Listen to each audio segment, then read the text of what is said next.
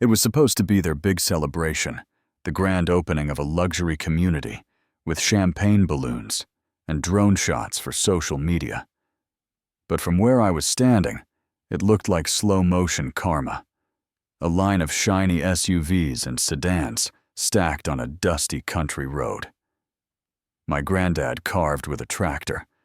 All of them stopped dead in front of a 12-foot steel gate. I had welded shut myself. At the front of that line, our brand new HOA president, Karen Hale, had both hands wrapped around the bars in a dress that probably cost more than my truck, screaming at me, and at the news cameras that I was holding 50 families hostage, that I was a criminal for locking my own gate. And I just leaned against the post with a mug of black coffee, watching her perfect plan fall apart on a road that, according to every deed and map in the county, belonged to me and my family. You know what I mean. My name is Jake Baker, and before Cedar Ridge Estates showed up on the other side of my fence, my life was pretty simple in that hard-working country way. Not easy, but steady. Mornings at Baker Ranch started with me on the front steps. Boots on the railing, coffee strong enough to walk off on its own in my hands, watching the sun slide over the ridge and wash across the pasture. Emily, my wife, would push the old screen door open with her hip, hand me toast without asking, because after all these years, she already knew then. Sit next to me, so our shoulders touched. We didn't say much. We didn't have to. The quiet was kind of the point.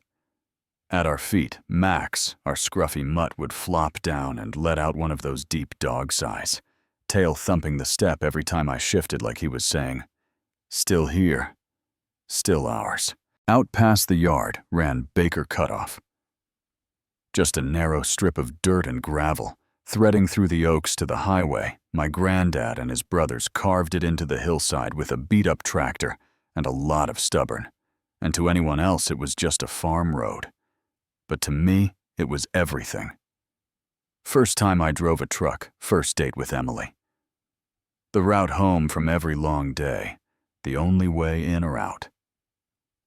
For years, if headlights came up that road, it was the feed guy. A neighbor we actually knew. Or the sheriff. If something dumb had happened in town, nothing fancy, nothing complicated. Then, one summer, the sound over the ridge changed.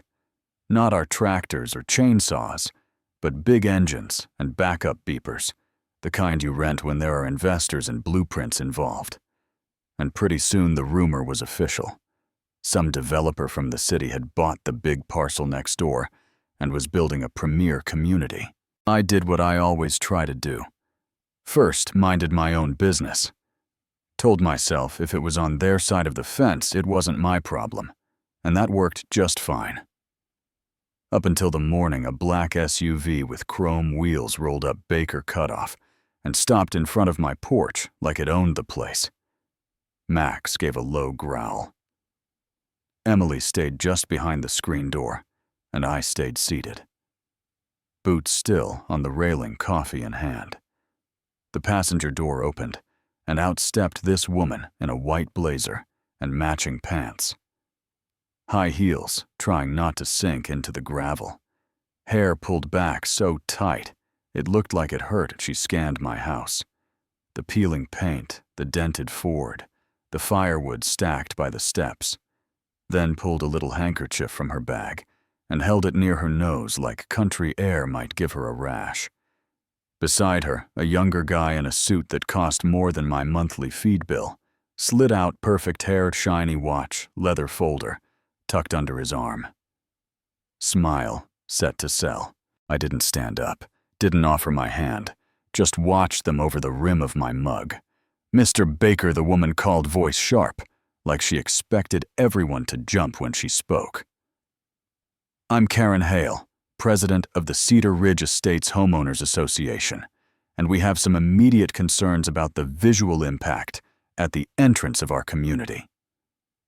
Actually waved her pen at my life when she said it that this is Ethan Price, our lead developer. Ethan stepped forward with that polished salesman grin and said, "Jake, we're neighbors. Now we're putting in 50 high-end homes just over that ridge, Cedar Ridge Estates, a new standard in country living. And your little road here is the key. It's the only access point. So we're here to make you a very generous offer." He opened his checkbook like it was a magic trick. "We'd like to purchase a permanent easement, $5,000 more than fair for a dirt road. We'll pave it, widen it, rename it. Cedar Ridge Boulevard. Everybody wins." I took my time with that sip of coffee. $5,000 for the only vein of land connecting my ranch to the world, for the road my granddad paid taxes on his whole life. That number told me exactly how they saw me. Some broke country guy who'd trade his birthright for a quick check. "The road's not for sale," I said. Calm, not angry, just stating a fact. Ethan's smile twitched. Karen's pen started clicking on her clipboard. This fast little tick that got under my skin. She took one step closer, perfume hitting me like a chemical cloud, and her tone dropped the fake friendly layer. "Let me be perfectly clear, Mr. Baker," she said, eyes flat. "This project is a $50 million investment. Your property in its current condition is an eyesore at the gateway to Cedar Ridge. The county is very enthusiastic about the tax revenue. We will bring eminent domain exists for situations exactly like this. If you insist on being a problem, we can petition to have this road condemned and this ranch taken." Then she glanced at Max, still stretched out at my feet. "And that dog, Cedar Ridge, will have strict noise ordinances. We'd hate to have animal control on speed dial." Something in me went from warm to ice in about half a second. You can laugh at my old truck and chipped paint, but talking about taking my family's land and threatening my dog because he doesn't fit your color scheme, that's a different kind of thing. On the outside, I didn't move, didn't raise my voice, just said, "I heard you. I'll think on it," and let them drive away, thinking they'd scared me. When they were gone, Emily came out and sat next to me, her hand on my arm. "Jake, can they really do that?" she asked. Eyes on the ridge. "Just take the road, because they don't like how we look." I looked at Baker Cutoff, that strip of dirt my whole life ran on.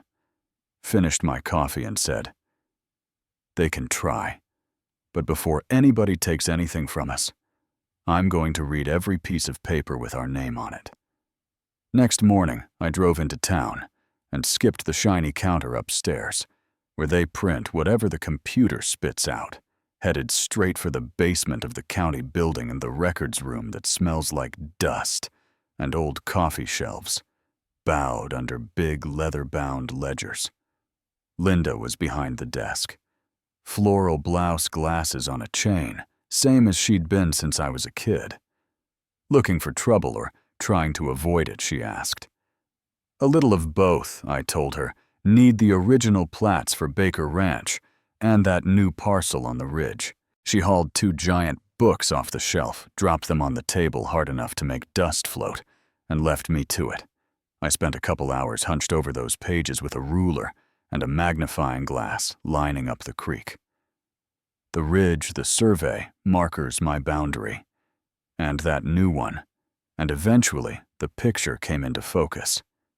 Their land. The future Cedar Ridge was wrapped on 3 sides by national forest land. You don't just cut through because your HOA newsletter says future entrance here, and the 4th side, the only one even close to the highway, was my parcel line.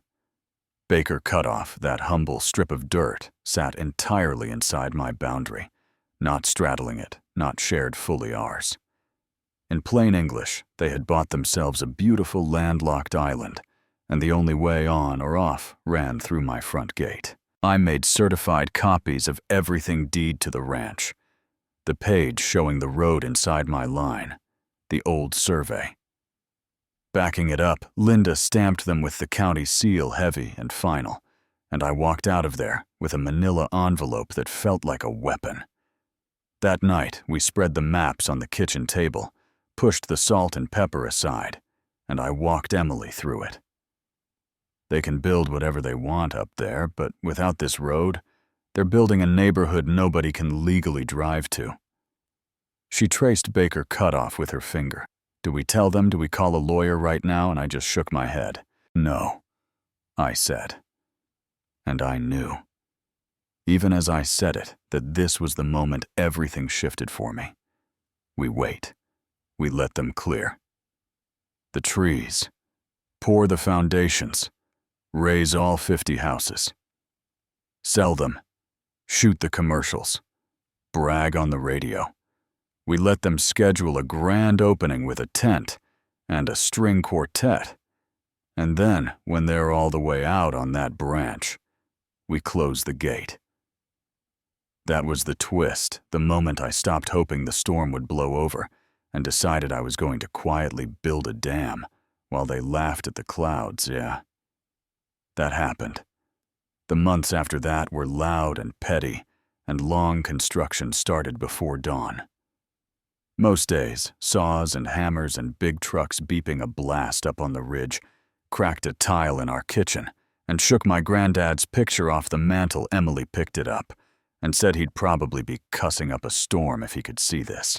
Letters from Cedar Ridge started showing up steady. Thick paper, nice logo, ugly words, telling me my barn was aggressively colored, warning that Max's barking would be a noise concern, hinting that if we didn't cooperate, they'd have to pursue legal remedies.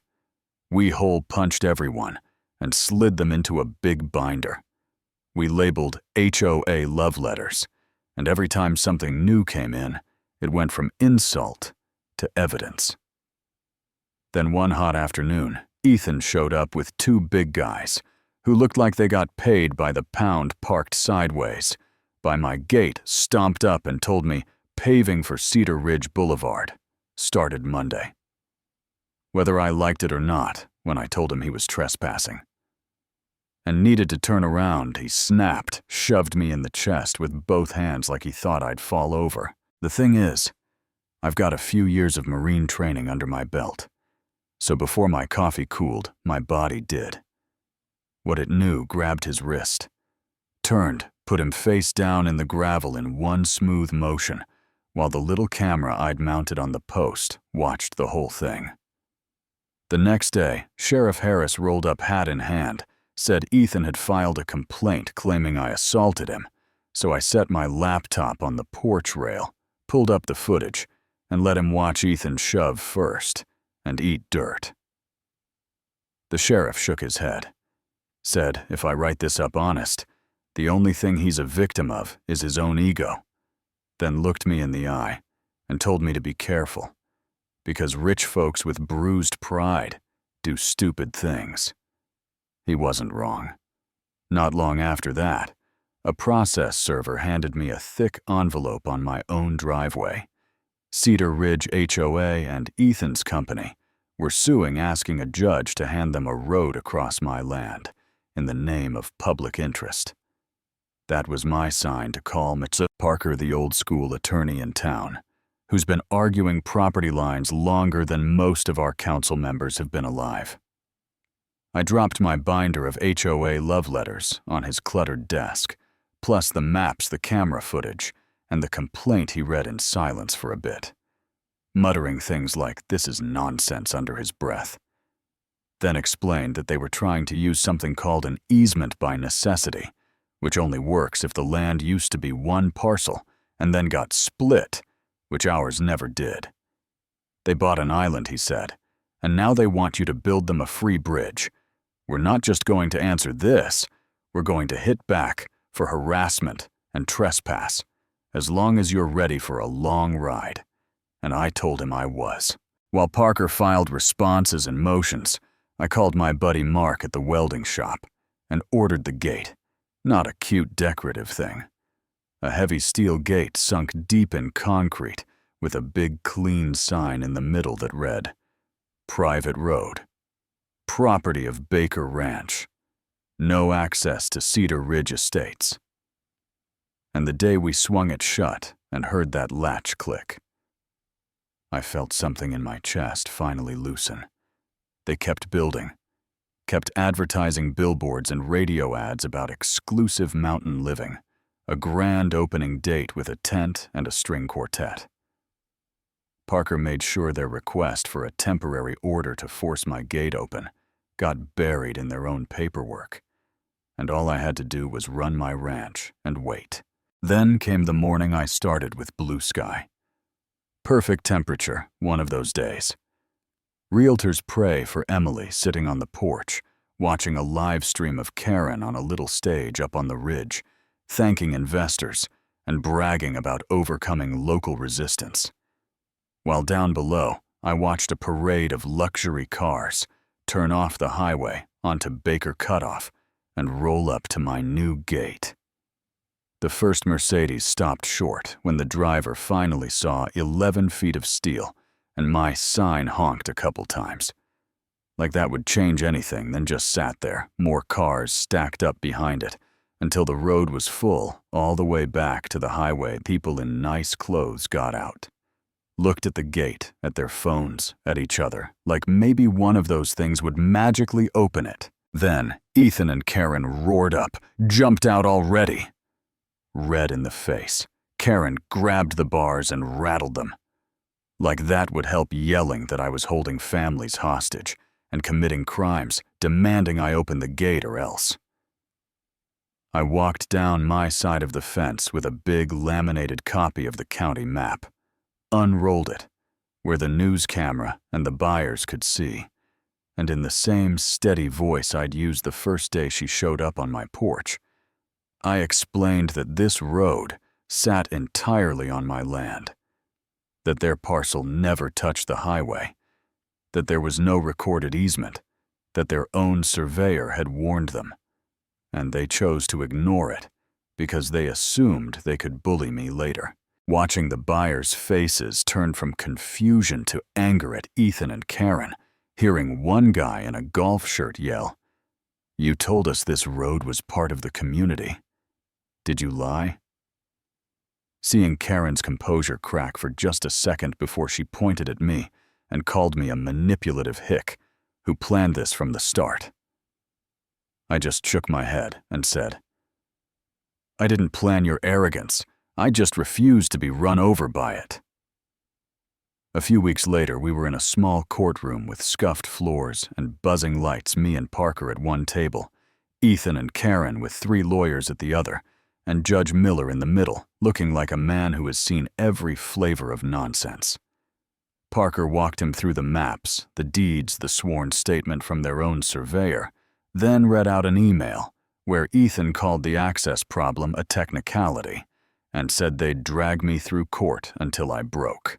The judge took off his glasses, looked straight at them, and said this was one of the clearest cases of arrogance and bad faith he'd seen, that they bought a landlocked parcel, ignored warnings, then tried to fix their mistake by harassing the one neighbor they needed. He denied their request for an easement with prejudice, granted our claim for harassment, awarded damages, and referred the investor part of the mess to people who handle fraud, then banged his gavel, and that was that. Walking out of that courthouse, I didn't feel like some mastermind. I felt tired and stubborn and a little lighter, like a guy who'd been hanging on with both hands, while people in nicer clothes tried to peel his fingers off his own front step. So now that you've heard it, I want to ask you this. If you were in my boots, would you have played it the way I did, let them build their whole dream before closing the gate? Or do you think that was too cold, even if it was legal? Do you think HOAs are necessary to keep order, or just playgrounds for people like Karen to boss everyone around? Have you watched somebody use a little bit of power to make someone else's life miserable? Tell me in the comments who you think was right, who was wrong, and where you draw the line between community rules and straight-up bullying. And if stories like this hit close to home, hit like, hit subscribe. Share this with someone fighting their own version of a Cedar Ridge. Because sometimes the only way to get justice is to quietly stand your ground and say as many times as it takes, "This road is not for sale."